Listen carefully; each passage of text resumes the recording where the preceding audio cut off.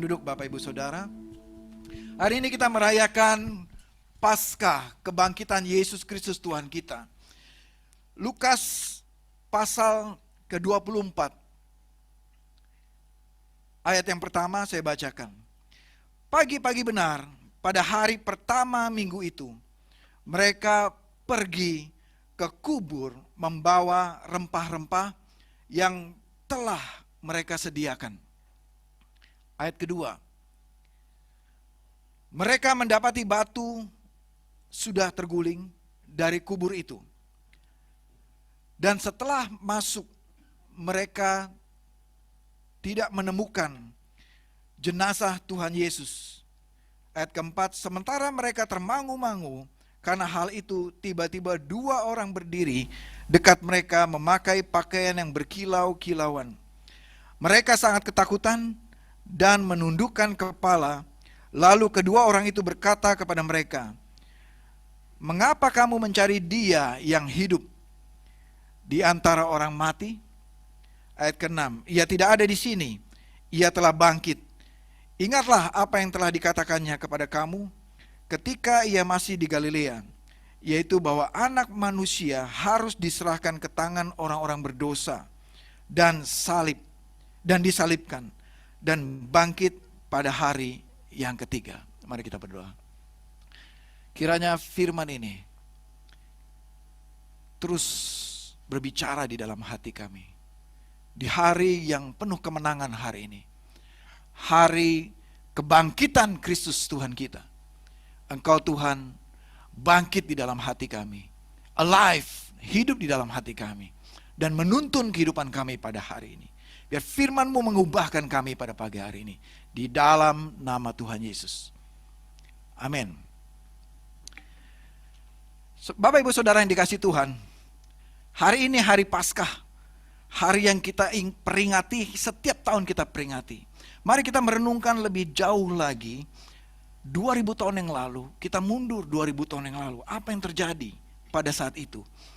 Peristiwa ini begitu gempar di Yerusalem. Yaitu diawali pada pagi-pagi setelah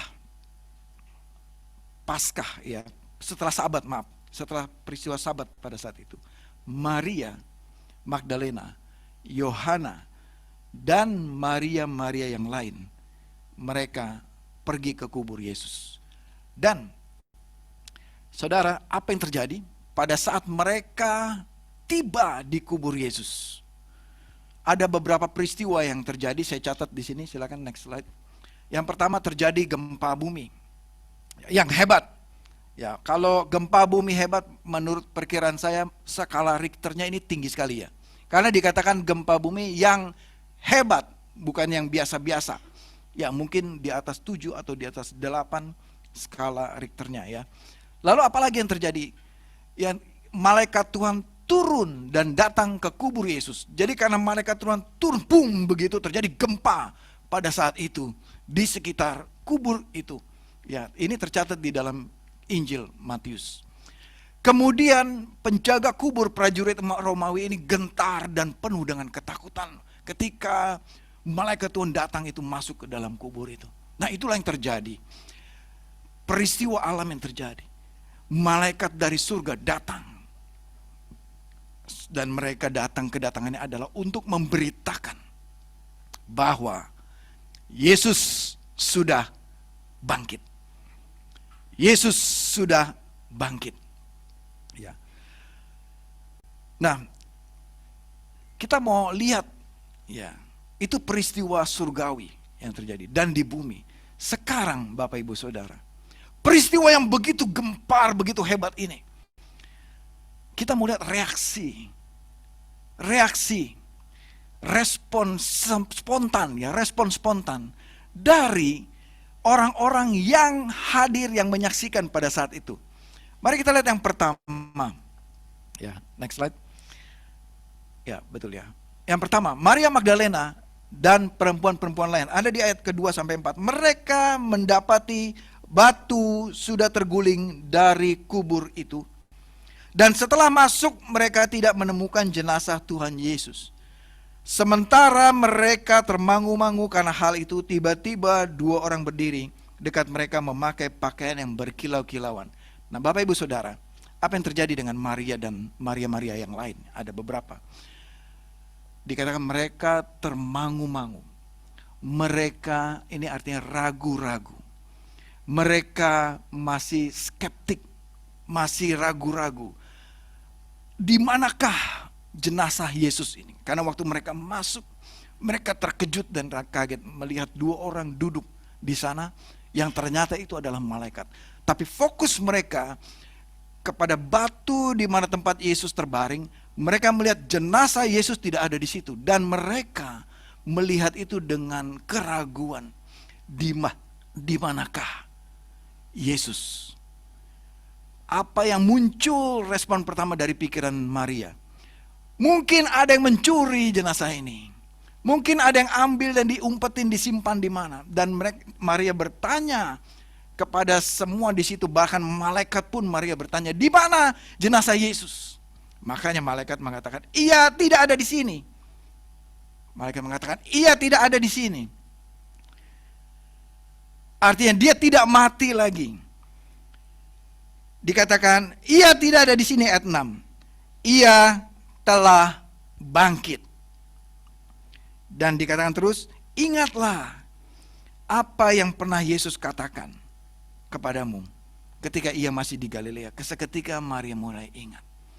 Dan sampai saat itu pun Maria belum langsung percaya.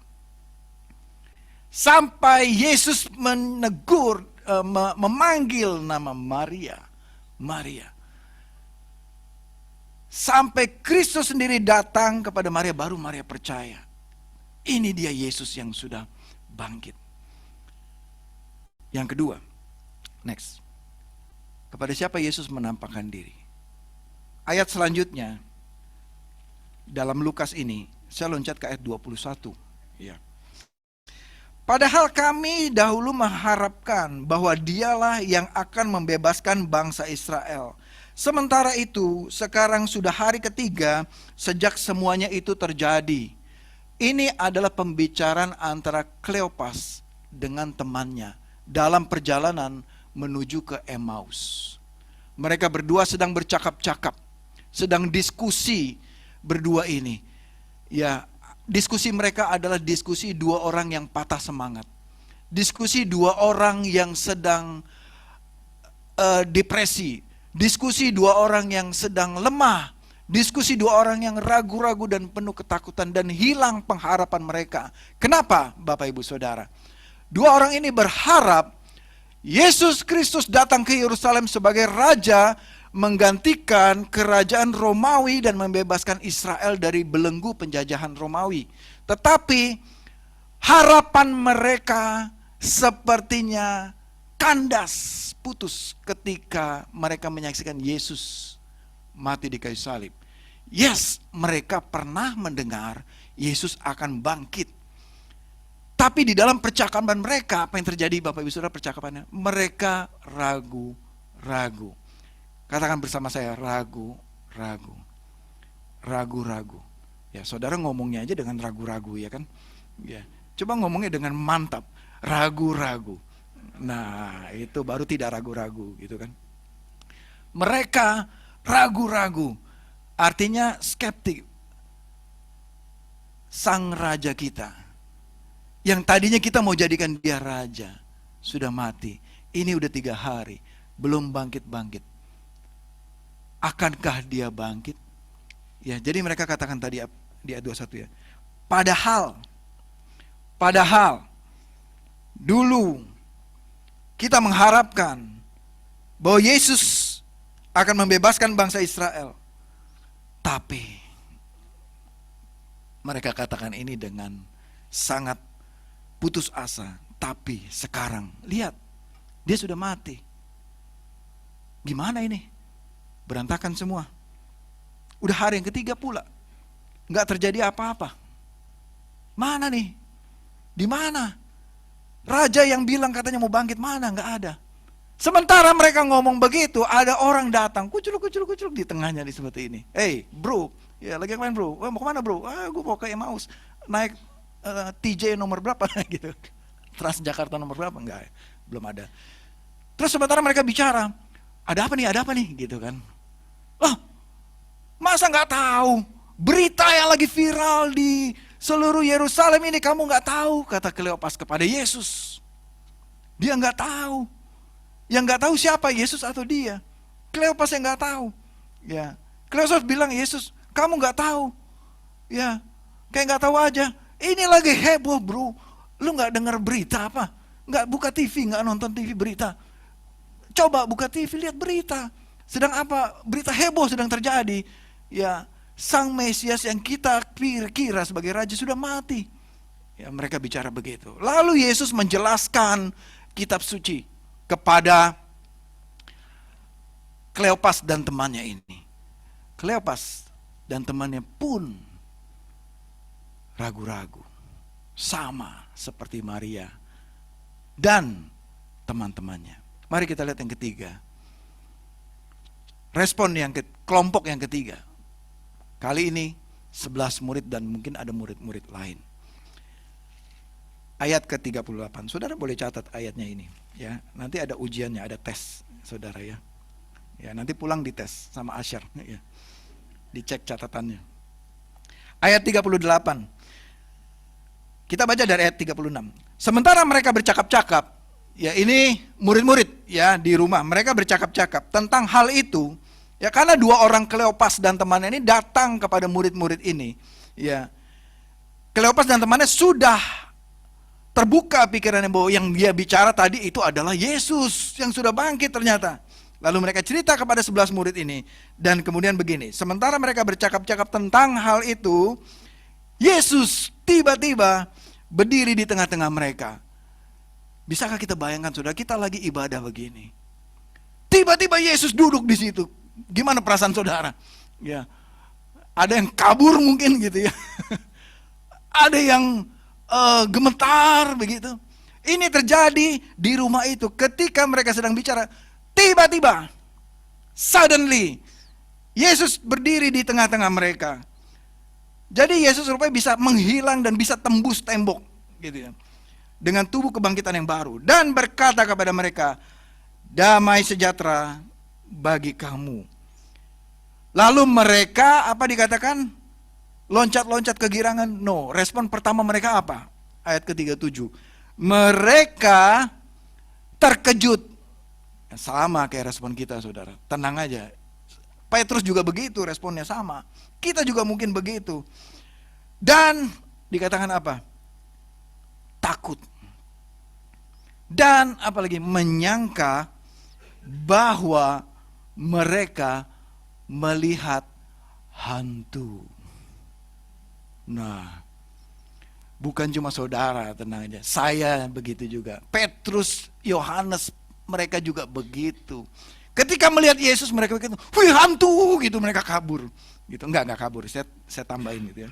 Mereka di situ ketakutan. Mereka pikir hantu yang datang itu. Ayat 38. Tetapi Yesus berkata kepada mereka, mengapa kamu terkejut? Dan apa sebabnya timbul keraguan-raguan di dalam hati kamu? Yesus tahu murid-muridnya ragu-ragu.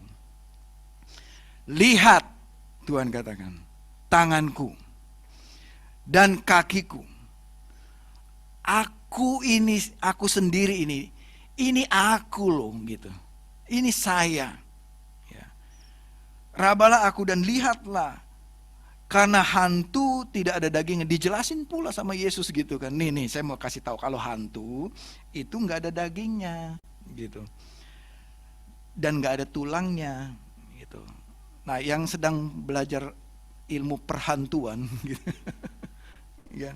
Jadi Tuhan Yesus sudah kasih tahu kalau hantu tuh nggak ada dagingnya, nggak ada tulangnya gitu ya. Jadi kalau saudara lihat penampakan gitu terus ada tulangnya, ada daging, itu bukan hantu. Ya, mungkin itu saya datang ke rumah saudara gitu. Seperti yang kamu lihat ada padaku, Tuhan Yesus katakan. Jadi Tuhan Yesus bilang, aku bukan hantu. Ini saya. Yesus yang sudah bersama-sama kamu. Hah? Wah, cipika-cipiki gitu, enggak. Enggak. Jadi mereka kaget gitu murid-muridnya. Nah, tapi poin apa yang saya mau sampaikan kepada Bapak Ibu Saudara? Dari 3 kelompok Yesus menampakkan diri ini, Bapak Ibu Saudara. Ternyata mereka itu sama aja kayak kita ya. Sama kayak kita. Mereka juga ragu-ragu. Maria yang pertama mendapat berita. Bahkan mereka itu saksi mata loh, ada di tempat kejadian. Ragu-ragu. Betul nggak Yesus bangkit? Betul nggak Yesus bangkit? Ah, masa iya gitu. Ini Yesus bukan. Mereka ragu-ragu. Kleopas juga begitu. Masa sih Kleopas nggak kenal? Ya memang waktu itu belum ada media cetak, media sosial, sehingga foto-fotonya Yesus mungkin belum beredar, sehingga dia nggak hafal mukanya Yesus atau bagaimana gitu. Dan mereka nggak tahu bahwa itu adalah Yesus. Mereka ragu-ragu. Betul nggak Yesus sudah bangkit? Hilang pengharapan kita. Ah, masa iya? Tapi ketika Yesus menghembuskan nafasnya, membuka mata dan hati mereka, mereka mengerti. Ini adalah Yesus.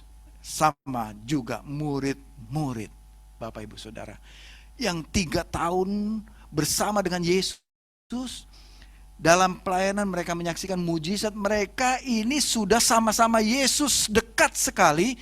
Ketika Yesus bangkit, mereka juga ragu-ragu, Bapak Ibu Saudara. Pertanyaannya sekarang, ketika kita memberitakan, ketika hari Paskah ini diberitakan Yesus sudah bangkit, bagaimana respon saudara dan saya? Ah, masa iya?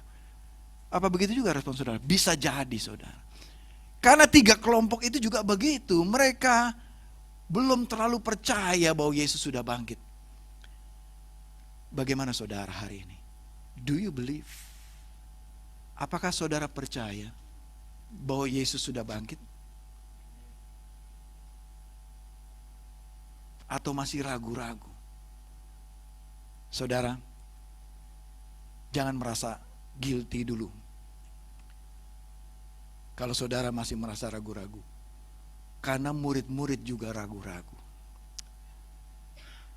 Namun saudara, di tengah keraguan-raguan murid-murid, di dalam keraguan-raguan Maria, di dalam keraguan-raguan Kleopas, Yesus tidak usir mereka. Pergi kamu semua, udah 3 tahun sama-sama, nggak percaya juga, pergi semua. Kalau diusir semua, ya nggak ada yang bersama-sama Yesus lagi. Karena semuanya punya masalah dengan kepercayaan. Tetapi ketika Yesus datang dan Yesus berbicara, ayat 45. Ya, saya nggak buka ya, saudara buka ayatnya. Saya nggak sediakan di depan. Dari ayat 44 ya. Ia berkata kepada mereka, inilah perkataanku yang telah kukatakan kepadamu ketika aku masih bersama kamu. Yakni bahwa harus digenapi semua yang tertulis tentang aku dalam kitab, dalam hukum Taurat Musa, Nabi-Nabi dan Mazmur. Ayat 45. Lalu Yesus membuka pikiran mereka. Garis bawahi kalimat ini. Ayat 45. Lalu Yesus membuka pikiran murid-murid ini. Sehingga mereka mengerti kitab suci. Jadi Bapak Ibu Saudara, kalau bukan Tuhan Yesus yang menyatakan diri kepada kita, kita tidak bisa mengerti kitab suci dan kita tidak bisa percaya. Jadi saudara perlu Yesus membuka pikiran saudara untuk kita bisa percaya bahwa Yesus sudah bangkit, bahwa Yesus hidup, Yesus sudah bangkit. Kita ini memang daging kita lemah dan kita penuh dengan keraguan-raguan. Oleh karena itu kita perlu Yesus datang di dalam hidup kita untuk membuka pikiran kita, untuk menyadarkan kita, untuk menginsafkan kita, untuk mengubah kehidupan kita. Oleh karena itu kebangkitan Yesus ini, dia akan datang dalam kehidupan saudara. Dia tahu kelemahan Kleopas, dia tahu kelemahan Maria Magdalena, dia tahu kelemahan Petrus, Dia tahu kelemahan murid-murid yang lain. Mereka semua ini lemah dalam iman. Mereka semua ini ragu-ragu kan, dan mengetahui itu. Yesus tidak tinggal diam. Dia datang dan dia buka pikiran mereka. Artinya apa? Yesus menolong murid-murid. Dia menyatakan dirinya secara khusus datang kepada murid-murid dan menghembuskan Roh Kudus kepada murid-murid agar pikirannya terbuka, dan di saat itulah mereka percaya bahwa ini adalah Yesus. Terbuka pikiran mereka. Amin Bapak Ibu Saudara. Hari ini berita kebangkitan Yesus, dia akan datang dalam kehidupan saudara. Yesus datang di dalam hati saudara pada pagi hari ini. Dia mau membuka pikiran dan hati saudara supaya kita percaya kepada Yesus. Firman Tuhan Yohanes 20 ayat ke-29. Kata Yesus kepadanya, "Karena engkau telah melihat aku, engkau percaya. Namun berbahagialah mereka yang tidak melihat, namun percaya." Bapak Ibu Saudara, perkataan ini Yesus katakan kepada murid-murid. Mereka katakan, kalian semua ragu-ragu. Tapi setelah kamu melihat saya, kamu percaya. Tapi Tuhan katakan, nanti berbahagialah mereka yang tidak melihat seperti kamu melihat, namun percaya. Bapak Ibu Saudara, pertanyaannya, siapakah yang dimaksud Yesus ini? Siapakah yang dimaksud Yesus ini? Yang dimaksud adalah saudara dan saya. Amin saudara. Saudara lebih berbahagia karena saudara dan saya tidak melihat langsung, tapi percaya. Artinya Bapak Ibu Saudara, kasih karunia Tuhan kepada saudara dan saya jauh lebih besar. Pertolongan Tuhan pada saudara dan saya akan jauh lebih besar untuk kita bisa percaya kebangkitan Yesus. Untuk kita bisa percaya bahwa Yesus telah hidup. Kasih karunia Tuhan kepada saudara, berkat Tuhan kepada saudara, kebahagiaan kepada saudara dan saya jauh lebih besar. Karena saudara dan saya tidak melihat langsung sebagai saksi mata pada hari itu. Pada hari ini Bapak Ibu Saudara, pesan firman Tuhan saya simpulkan, Yesus sudah hidup. Pengharapan murid-murid sudah mati. Tapi Yesus hidup, membangkitkan kembali pengharapan yang sudah mati tadi. Pengharapan Maria yang sudah mati. Pengharapan Kleopas yang sudah mati. Keraguan-raguan mereka semakin memuncak. Pengharapan murid-murid sudah mati. Tapi karena kehidupan Yesus, Yesus membangkitkan pengharapan baru. Yesus hidup sehingga memberikan pengharapan akan hari esok kepada murid-murid. Demikian Tuhan berikan juga kepada kita. Amin. Dampak atau hasil dari kebangkitan Kristus. Ya. 1 Korintus 15 ayat 55. Catat saja. Firman Tuhan mengatakan, "Hai maut, di manakah kemenanganmu? Hai maut, di manakah sengatmu?" Kita nyanyikan tadi. Hai maut, di mana sengatmu? Maut, sengatmu tidak ada lagi. Tidak ada kuasa lagi. Karena Kristus telah bangkit. Tidak hanya mati, tapi dia bangkit. Sehingga ada pengharapan baru buat kita. Bahwa maut sudah dikalahkan. Bahwa hukum Taurat, maksudnya kuasa dosa sudah dikalahkan. Bahwa segala masa lalu pun sudah dikubur. Segala kelemahan dan segala musuh kita sudah dikalahkan. Karena itu Tuhan katakan, Matius 28, "Kepadaku sudah diberikan kuasa di surga dan di bumi." Kepada Yesus sudah diberikan kuasa di surga dan di bumi. Jadi Yesus yang berkuasa hari ini. Yesus yang berkuasa hari ini. Iblis semua sudah dikalahkan. Karena Kristus berkuasa dan Kristus telah menang. Ya, kenyataannya dunia semua tunduk kepada Kristus. Tidak ada yang dapat mengalahkan Yesus. Ya, bahwa Tuhan berkuasa melakukan apapun juga dalam kehidupan kita. Itu berarti ada jaminan akan hari esok, Bapak Ibu Saudara. Amin. Ada jaminan akan hari esok. Karena penguasa saat ini adalah Yesus Kristus yang berkuasa mengatur segala alam semesta ini, sehingga dia bisa melakukan mujizat apapun juga. Jadi Bapak Ibu Saudara, ada pengharapan. Katakan bersama saya, ada pengharapan akan hari esok. Hari ini saya mau tutup dengan satu pertanyaan ini. Mungkin saudara seperti Maria, atau seperti Kleopas, atau seperti Petrus dan murid-murid yang lain, yang mengatakan, udah gak ada harapan, Pak Raswan. Ini sudah di ujung tanduk. Sama seperti Kleopas tadi bilang. Tadinya, dulunya kita berharap begini. Tapi sekarang, udah hari ketiga, udah gak ada harapan. Mungkin saudara dalam keadaan seperti itu. Tapi hari ini, Bapak Ibu Saudara, ada kabar baik untuk kita semua, bahwa Yesus sudah hidup. Jika Yesus hidup, ada pengharapan yang baru untuk kita. Jika Yesus sudah hidup, tidak ada yang bisa menghalangi rencana Tuhan dalam hidup kita.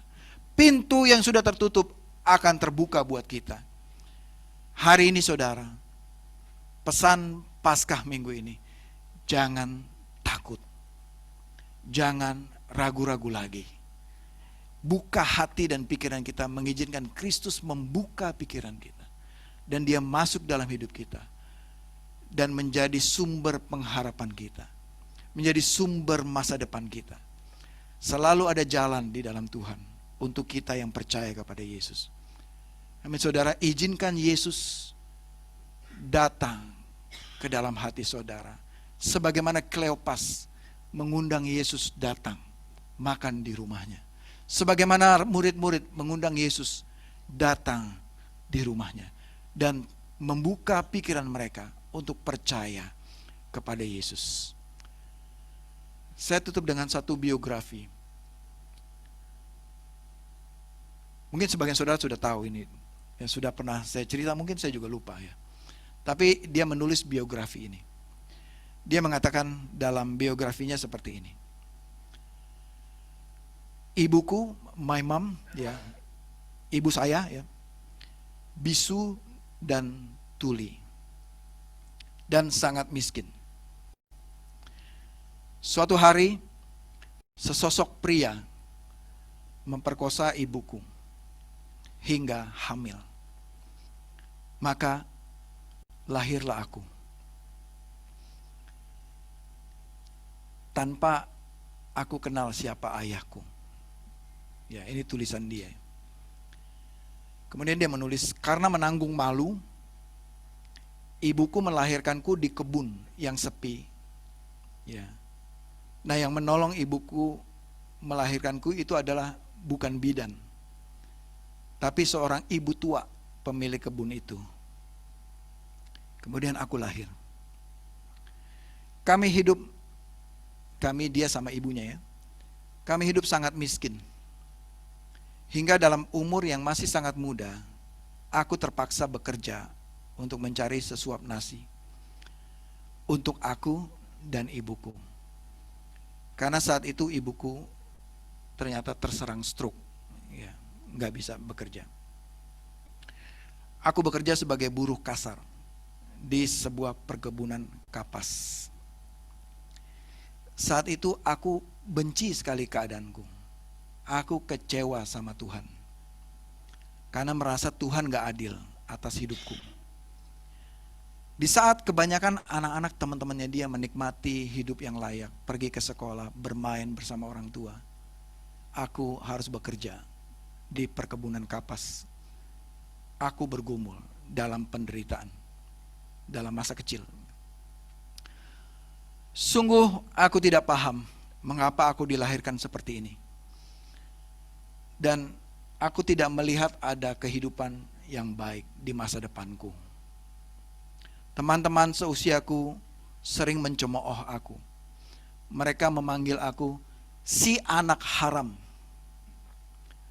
Dan mereka tidak mau berteman dengan aku. Kemudian suatu hari, aku bertemu dengan seorang pendeta. Beliau berkata, Ezi, namaku Azi. Tahukah kamu bahwa hidupmu adalah anugerah? Tuhan memberikan kamu kebebasan untuk memilih. Kamu boleh memilih tetap mengeluh seperti ini, atau memilih bangkit dari kekecewaan kamu, dari keadaan kamu, dari kemiskinan kamu, bangkit dari ketidakpercayaan kamu. Saran saya, pilihlah itu. Pilihan ada di tanganmu sekarang. Dan perlu kamu ketahui, kata pendeta itu, bahwa rencana Tuhan atasmu bukanlah rencana kecelakaan, melainkan hari depan yang penuh harapan. Ezi, selama bisa memilih, pilihlah percaya kepada Tuhan Yesus. Nah, lalu dia melanjutkan biografinya. Nasihat-nasihat itu membangkitkan semangatku, katanya, untuk berdiri tegak. Dan juga aku ingat doa-doa ibuku membuat aku kuat menghadapi tantangan hidup. Sampai akhirnya aku memilih, aku harus bangkit. Aku mau keluar dari rasa kecewa ini. Aku keluar dari rasa tidak berguna ini. Aku mau bangkit bersama dengan Tuhan. Lalu aku melanjutkan sekolah. Aku bekerja dengan giat membiayai sekolahku dan ibuku dan kehidupan ibuku. Dan sekarang aku bersyukur aku hidup dalam berkat Tuhan yang berlimpah.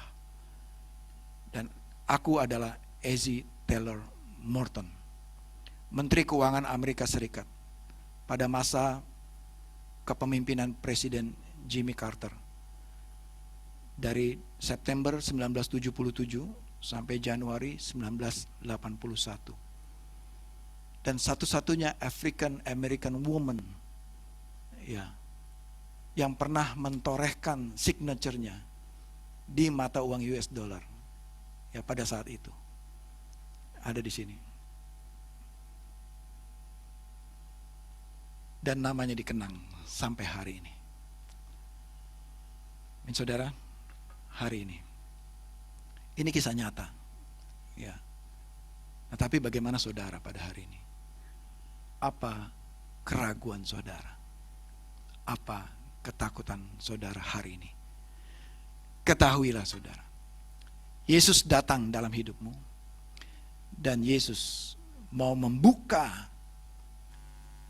perbendaharannya bagimu, dan Yesus mau membangkitkan lagi pengharapan di dalam engkau. Amin saudara. Mari kita merenungkan pada pagi hari ini, apa yang masih saya sulit untuk percaya, dan bukalah hatimu kepada Tuhan. Izinkan Dia masuk dalam hidupmu untuk memberikan hari esokmu yang penuh pengharapan di dalam Yesus. Dia datang bukan untuk menghukum saudara. Dia datang bukan untuk menghakimi saudara pada hari ini. Dia sudah bangkit dan Dia tidak tinggal diam. Dia datang kepada saudara untuk menyelamatkan saudara, untuk membawa saudara ke hari esok yang penuh pengharapan. Jika Bapak Ibu Saudara di tempat ini pada pagi hari ini yang masih meragukan Tuhan Yesus, semua mata tertutup dan hanya engkau dengan Yesus pada pagi hari ini.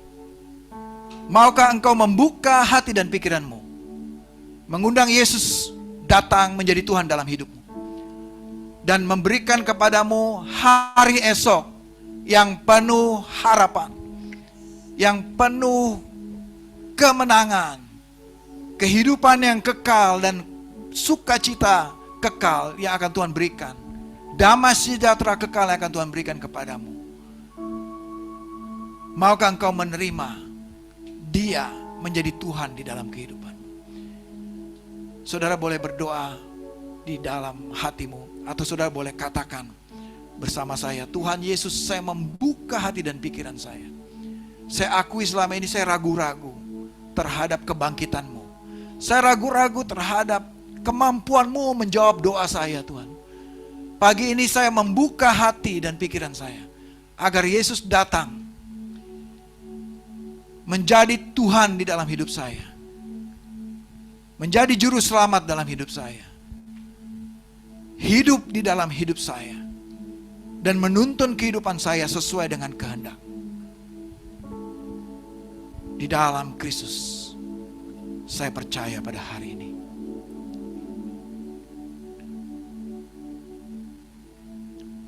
Tuhan, aku berdoa pada pagi hari ini, siapapun kami di tempat ini,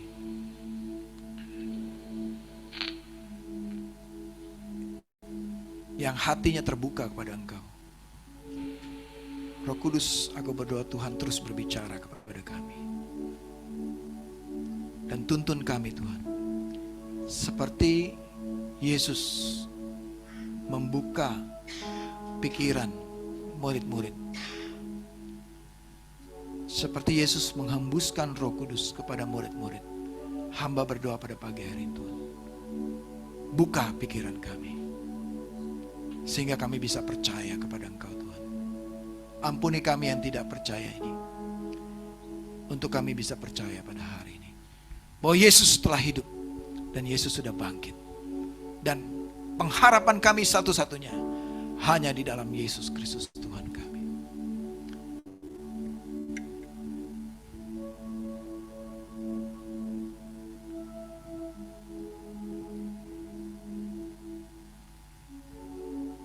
Mari kita menyembah Tuhan.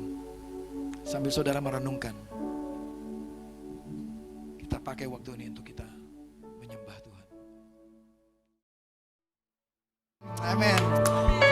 Amin. Mari kita tutup dalam doa. Kami bersyukur Engkau hidup Tuhan. Cerita tentang Yesus bukan cerita legenda, tapi kami percaya kebenaran bahwa Engkau hidup Tuhan. Engkau berkuasa dan hidup di dalam kami Tuhan. Pada hari ini aku berdoa menyerahkan jemaat-Mu, kami semua, di dalam pemeliharaan Engkau Tuhan. Agar Engkau hidup di dalam hidup kami dan memelihara hidup kami Tuhan. Biar jemaat yang dikasih Tuhan, pulanglah dengan damai sejahtera, dan renungkanlah firman Tuhan ini siang dan malam. Dan hendaklah engkau menjadi pelaku yang setia melakukan setiap firman Tuhan. Dan kiranya kasih karunia damai sejahtera dari Allah Bapa, Tuhan kita, Yesus Kristus, dan persekutuan dengan Roh Kudus menyertaimu sepanjang umur hidupmu.